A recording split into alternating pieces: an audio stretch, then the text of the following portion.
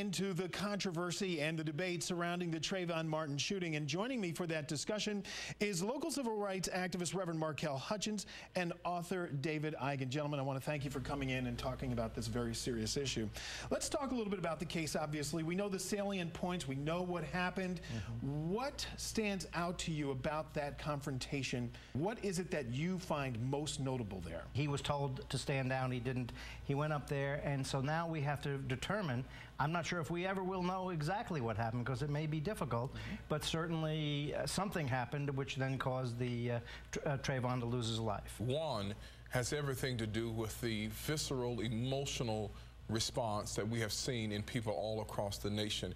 I think people are really feeling Trayvon's presence in their own life and what Trayvon's death means, because in some real sense, many of us believe that it could have been one of our sons or one of our brothers or one of our loved ones. I wonder some of the times some of the things we look at as being racially motivated is just maybe overworked, underpaid, and a lack of enough police force or apathy or whatever, but has really, it's just across the board. And I think that there's some of that aspect within there too, which is a concern.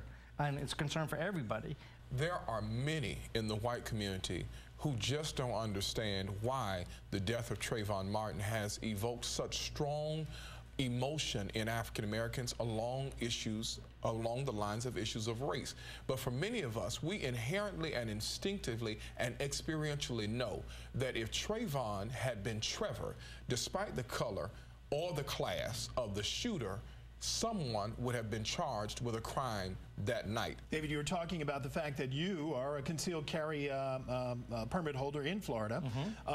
Talk to me a little bit about this stand your ground law. Do you think it was applied correctly here? It's absolutely not applied correctly, and I don't know that it's actually been brought up. It may have been a defense the Zimmerman family wishes to raise, but it has nothing to do with this situation, because simply it's a defensive posture. It means if I'm being attacked, I can stand my ground. I don't have to run for cover. Even the supporters of Trayvon know that this is going to be a very difficult case to prove.